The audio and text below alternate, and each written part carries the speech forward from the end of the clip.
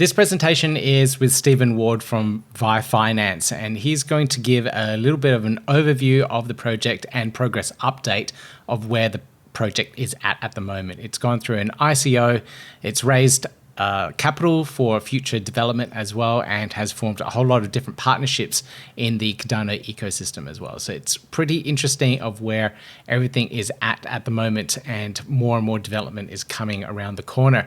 This presentation is a live video that was done at the Brisbane Cardano Summit meetup in 2021, and there is a lot of audience questions at the end as well. We go through a whole bunch of different things, and also the concurrency issue that everyone seems to be talking about, but really isn't an issue. I had a conversation with some other senior developers, and they just basically laughed at the situation and wondered why it was blowing up all over the internet. But this is the recording from the Cardano Summit, the Brisbane Cardano Summit meetup. So enjoy. So we have Stephen Ward from the VyFi project joining on this one. I'm going to do a live interview on this. There we go, Steve. Welcome back. we got to stop meeting like this. We got to meet in person sometime. Okay, we just got some audio issues. 1 second. Okay, try again. Now? Yep, How perfect. about now? Yeah. Yeah, if Melbourne ever manages to escape from where we're at, we'll find out. Yeah, so Stephen runs a project. It's basically a DeFi project with AI, auto harvesters, liquidity pools, and a hedge fund, all rolled into one. It's quite a project. I've watched it grow from its starting point all the way to where it is now. It's gone through ICO phase, fundraising, all sorts of different partnerships have formed now as well, and you guys are doing quite an amazing job. But Steve, let's start off with an overview of what VyFi is, so everyone has a good understanding. Yeah, absolutely. Can I actually share my screen for one moment? I think the best way to do it is with a picture. Yep, so we got the screen sharing happening. Host disabled participants. Oh, I'm sorry. There you go, try it now. Legend, thank you so much. So we are an upcoming DeFi project on the Cardano blockchain. This is from our white paper, but this little excerpt here is a nice simple picture that kind of describes what everything is in one broad overview. We've essentially got a top layer, which is an auto harvester, and this allows people to essentially deposit Cardano or stable coin, and then we manage yield farm on their behalf, and then so essentially we aggregate that yield farm. Oh, can you not hear me? And then we send it back to them. In the second layer, we've got a DEX, and this functions like a classic DEX. And that allows the user to manage their liquidity on their own rather than having us do it on their behalf. What's very important to us is that we have an educational layer that will take new users from this top layer of DeFi down through to managing the DeFi themselves. And then we've got our hedge fund. And our hedge fund is essentially, think of it as like we're trying to build a raise or a spaceships would be the equivalent apps, which allow you to essentially put in fiat, and then that fiat gets sent through our auto harvester mechanism, and then the funds get redistributed back as fiat from the income. So just in a little bit more depth, just to show for a moment, this is the actual slightly more in-depth product design of how it all comes together. You want to zoom in on that? Oh yeah, I'm happy to zoom in on it for a moment. I wasn't going to stick on it for too long. I don't want to scare people. This is the slightly more in-depth design. And then what brings it all together is our bar. So people that hold our cryptocurrency essentially get to partake in the profits that are earned through this entire ecosystem. So a percentage of all the exchanges that take place get sent through to our bar as VyFi. A percentage of all the funds that get auto-harvested get converted to VyFi and sent through to our bar, as well as when we do get that fund up and running, a percentage of the funds that are yield farmed from the hedge fund will also be sent through to the bar. That I should add, to build all of this out is a 2-year time frame, so it's not going to be happening overnight. Fantastic. So in terms of development and where the project's at the moment, you guys have been working quite hard with your team of Haskell developers. What's been built? How far have you gotten along? And have you tackled this concurrency issue, which so many projects are talking about? I'll announce it right now. We have a solution for concurrency. There you go. All right. So We are attempting the implementation. We don't know if it's going to be fully implemented and functional. We think sort of early to mid-November for a fully functional DEX to be implemented. Just because there's still a lot of testing that needs to go down, essentially.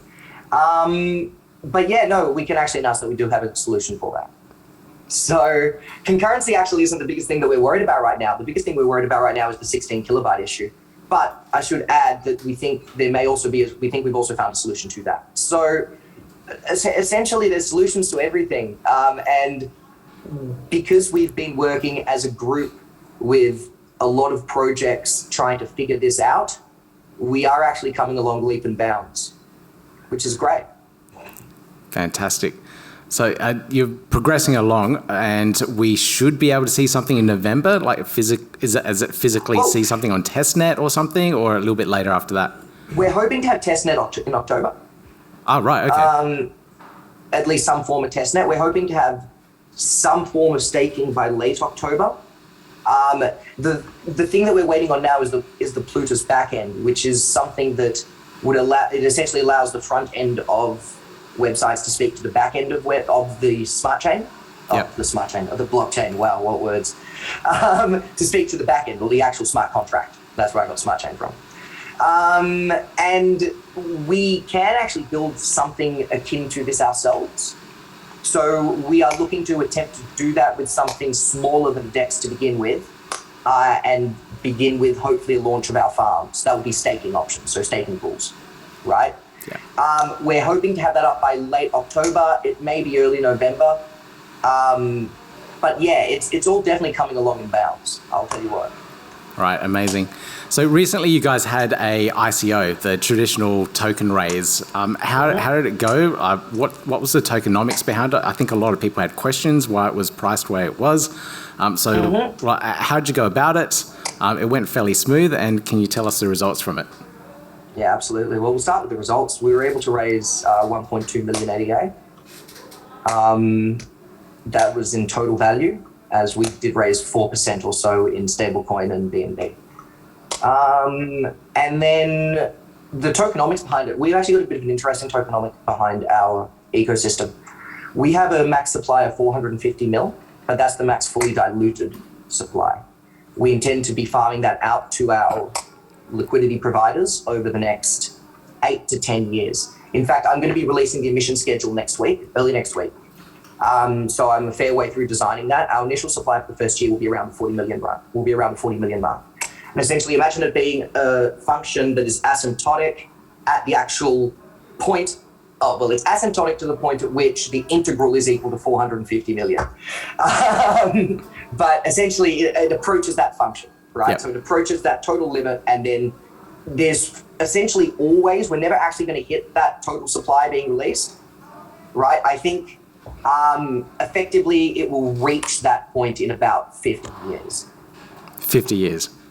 15, okay, right, cool. 15.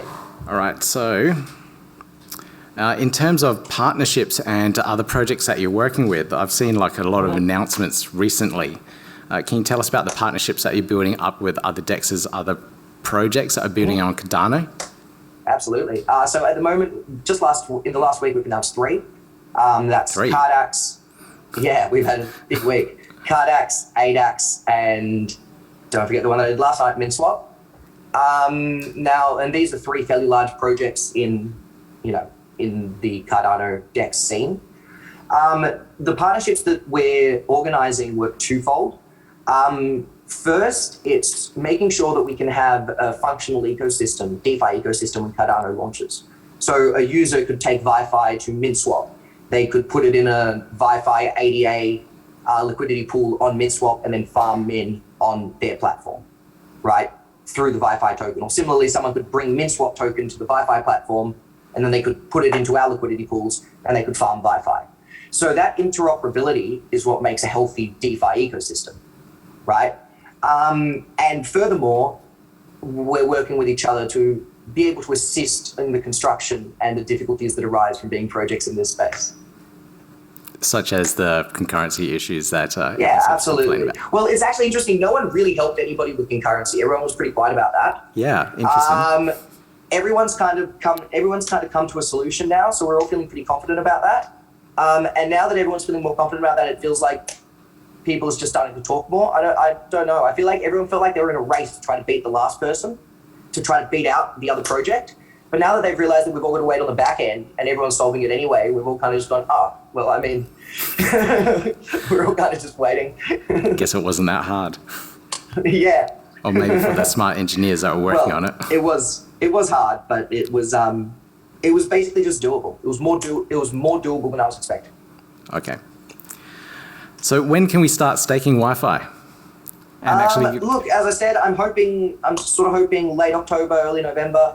Let's say, depending on a few things from IOHK, which we're still getting more information out over this weekend, let's say at worst, we're hoping by December. Okay, great, amazing. So the very worst case. So I'll open up the floor for questions right now. So if anyone's got a question, want to understand this a little bit more, we'll just run the microphones around. Or even just anything about Cardano development in general. What was that? I can take questions. Even just questions about Cardano development in general, if anyone has anything to say, ask. Yep. Having only just found out about your project, is your token already circulating on the market? No, we're not launched on an exchange, but we have launched our ICO. So we do have approximately 2,300 holders. And how do you get a position in the ICO? The ICO is closed, unfortunately. We're launching on a centralized exchange, hopefully in October. We are in talks with a few places. I can't really say, unfortunately, we are under NDA. But we're looking to be launched on a SEX in October. That's so unfortunate that. That's fine, I understand. we're looking to be launched on one in October. So that would be when everyone else can come in and participate. At the front. So what is the particular strategy you're using with your DEX to basically stay away from the regulatory requirements around brokerage licenses and market makers? Absolutely. So at the moment, we've had a massive geo-lock on all the countries that have been allowed to participate. We're also acting as an Australian company, and Australia doesn't have regulations surrounding that as of yet. The real strategy, the ones that we're really worried about are two regulatory agencies, in particular the SEC and FISM. Yep. Now, from the SEC perspective, we essentially need to see how their regulation develops to see whether we can run in America long term. Essentially, if America says we don't allow decentralized systems, we would then have to consider implementing a KYC mechanism, which we did do for our ICO, I should add. But we're not sure if we would be willing to do that for our platform writ large. And FISM, the one that worries us about then is, of course, if they determine that DeFi in general is money laundering. Because if as a whole FISM determined that DeFi is money laundering, then very quickly countries can put DeFi in the same category as sending money to North Korea or Iran. Unfortunately, the best thing that we can do right now is organize our system with lawyers, ensuring that we meet European and Australian regulatory requirements. And then essentially we need to wait and watch to see what the larger regulatory bodies who also influence those ones do. Great, thank you.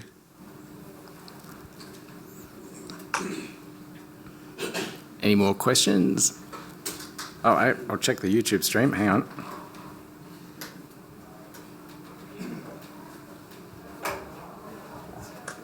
That was lovely.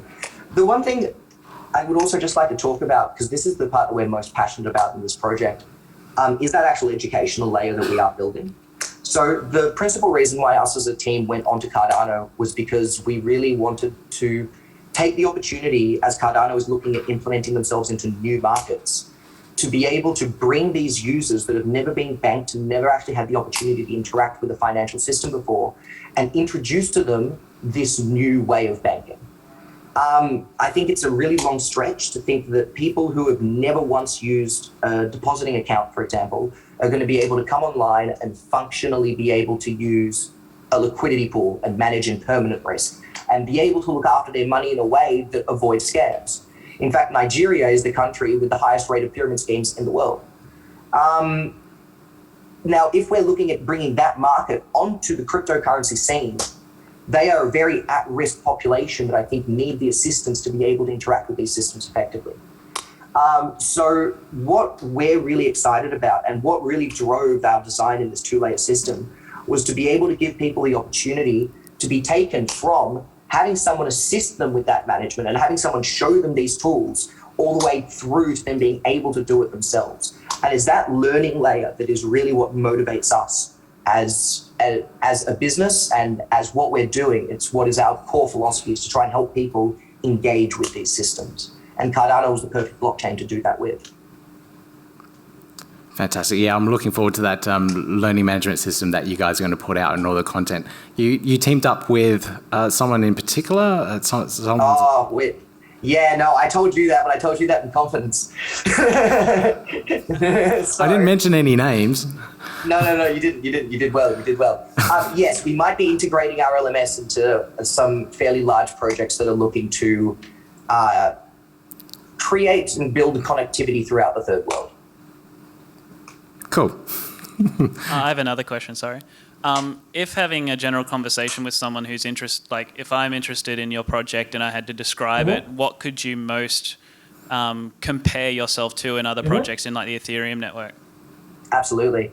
I would say that we are a mixture of SushiSwap, Harvest Finance, and Yearn, sort of all bundled into its own original thing. But that would be the best. Pick either Yearn or Harvest Finance, whichever one of those you prefer. So SushiSwap and Harvest, or SushiSwap and Yearn, is kind of what we combine. Okay. Someone's got a question just around the branding. Is it VyFi or VyFinance? So the token is VyFi, the business is VyFinance, or the platform is VyFinance. Unfortunately, we actually got, I did tell you this one as well, I think it might have been on the YouTube video, but we got IP trolled, and an Australian pretend automotive financing company has taken the VyFinance domain. Which is unfortunate, anyway. But you know, you go to VyFinance and it's a car yard. Yep, exactly. It's a car yard, so at the moment we're VyFi.io. Yep. Now, this is an interesting question. I don't quite understand it, but hopefully it makes sense to you. Will they get parallel fees from that cross-chain stake? I guess that's from DEX to DEX. Yeah. So fees will be shared from our DEX to the bar. As for fees on other DEXs, no, we can't share those fees through to our platform. That's impossible. Now, cross-chain, I think they actually might be referring to a bridge, which means that if we were to be conducting staking on other chains, and if we were to be setting up staking on other chains, such as BNB or Solana or whichever one it is, once bridges become available, yes, we would be feeding fees back to our bar from those other chains. We will not be setting up bars on other chains. We will only have holders. Our token is native to Cardano, and anything we do on other chains, those fees will be fed back to the Cardano chain, to our bar, yes. Cross-chain staking would be cool. Yes, it would be cool. We can't wait to implement that. Just look at any other questions from the audience here.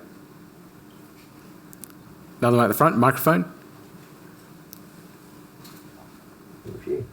So when you're doing the cross-chain staking on other chains, are you actually going to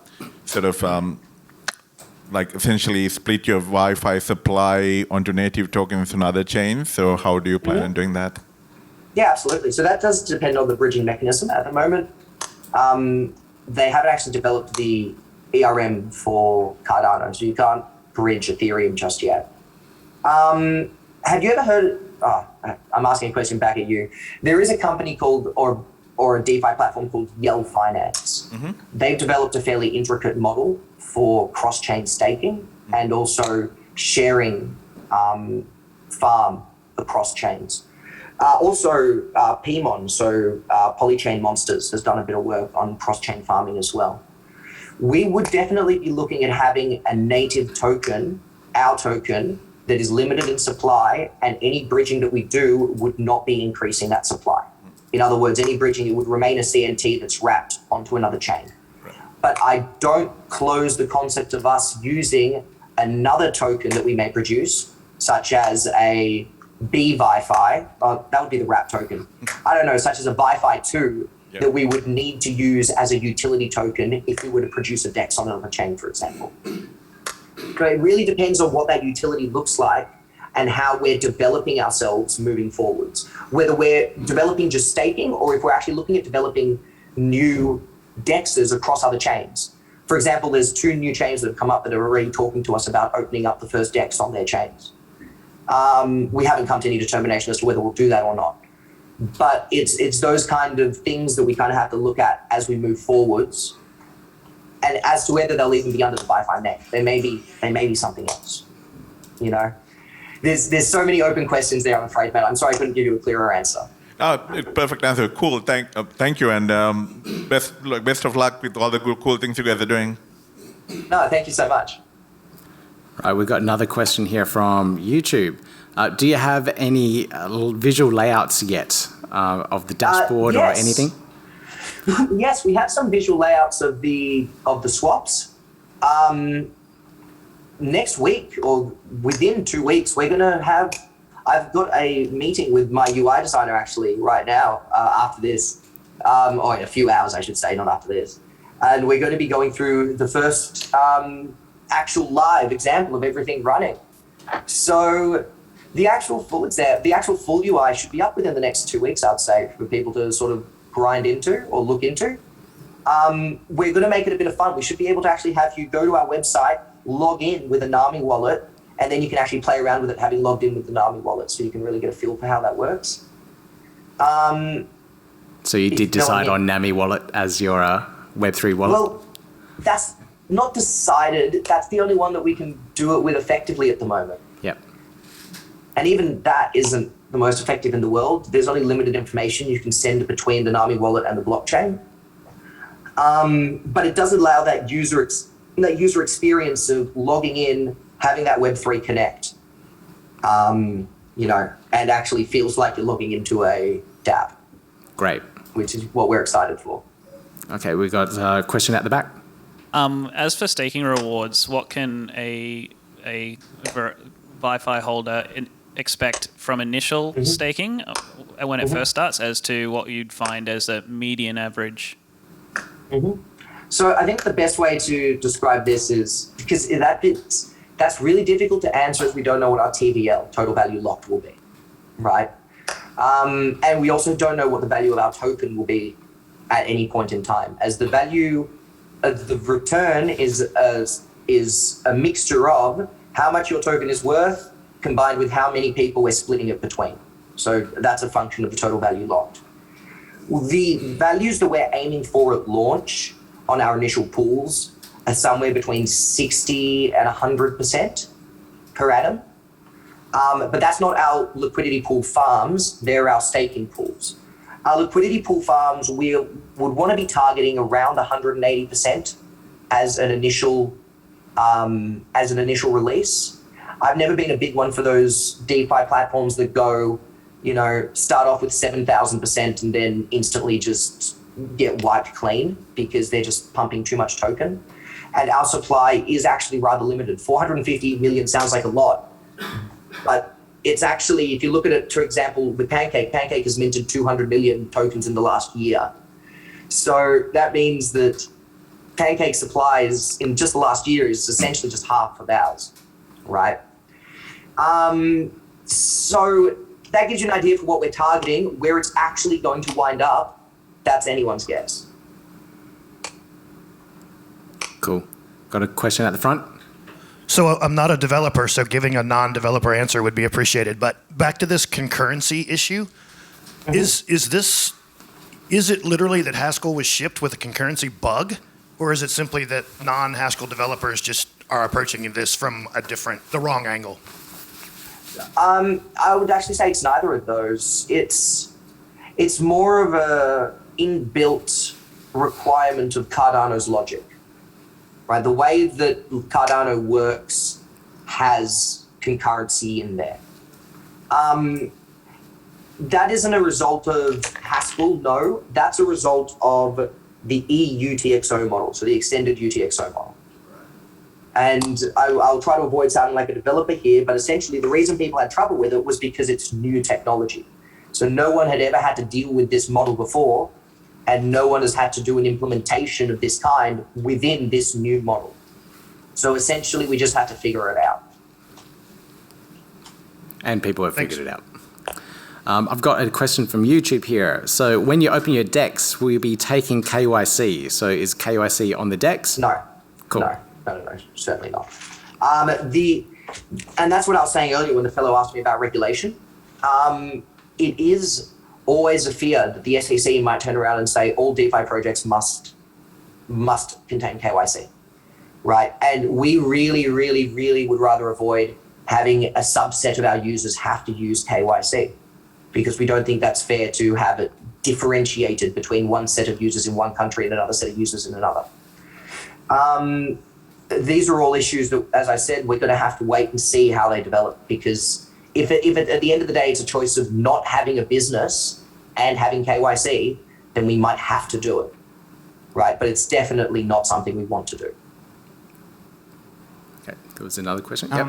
Look, I just have a question about the concurrency thing, trying to understand it. When I think of concurrency, I go back, 15 years when they were dealing with databases, start off with, adding transactions, acid test of a model for adding transactions to a database. Is this the same sort of thing that you're talking about here, except it's being able to simultaneously add transactions on the blockchain? Is that? I'm just trying to understand. So it's about being able to simultaneously add multiple transactions to the same block. You sound like a developer, but I'll try and keep it simple. I'll just give my simple overview to how I describe it to people that aren't developers, if that's all right.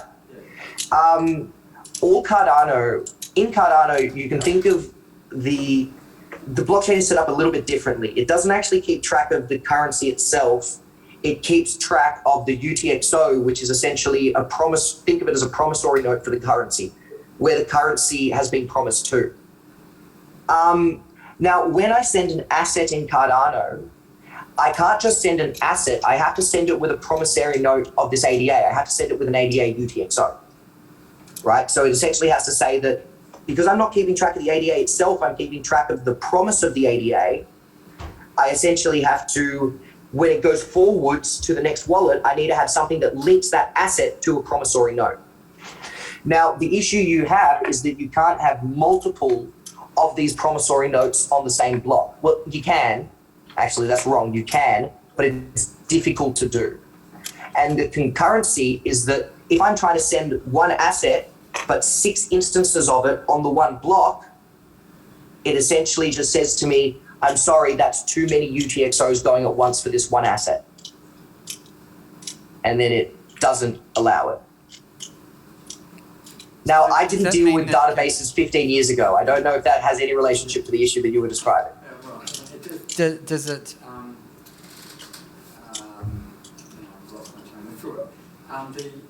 I think you've referred to this earlier, but does it mean that Cardano itself should be changed? Because if this is going to be an ongoing issue, where's the fix? Is it the fix in doing Haskell programming, or is it the fix in changing the blockchain so that it's maybe the ETX stuff, which I don't really understand? Is it a matter of having a different standard somewhere?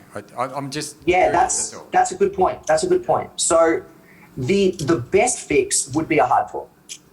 Of course, the best fix would be to just basically fundamentally change the blockchain so that isn't part of the logic. That being said, though, there are fixes around the logic. So it's not a bottleneck that will stop you from being able to function and do the functions that are required. Now, Cardano at the moment contains, I believe it's 25 or 30 transactions per block, and that can be scaled up to many, many transactions per block. Now, if we were to have this implementable solution, it shouldn't really matter whether they go back and fix the blockchain or not.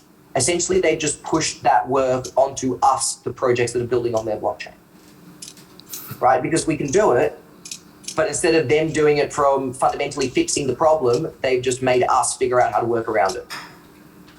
So, Thanks, Steve. One quick follow-up on that one.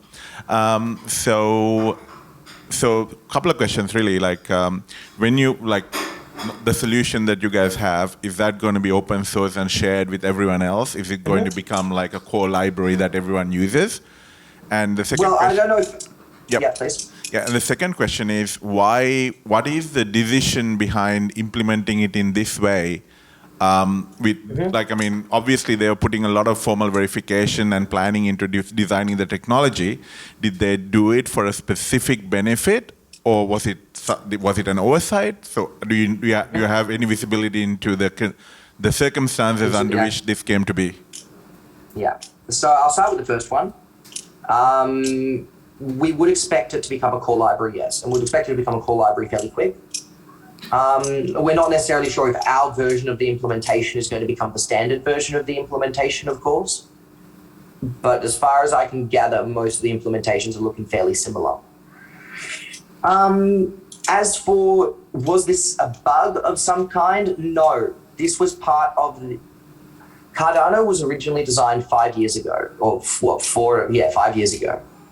When it was originally designed, the concepts of assets as they exist now and as we expect them to exist on a blockchain didn't. So our conceptualization of an NFT, our conceptualization of a token that is capable of doing DeFi, all of that didn't exist. So this is more so a hangover of implementing a new technology without realizing where that technology was going to be in 5 years' time. Great, that makes sense. Thank you very much. And with that, Steve, we are out of time. And thank you so much for joining us again. That was great. That was absolutely brilliant. Thanks for having me. So if you have any other questions, jump onto vyfi.io, check out the website, check out all the white paper, resources, everything there. Swing into our Telegram as well.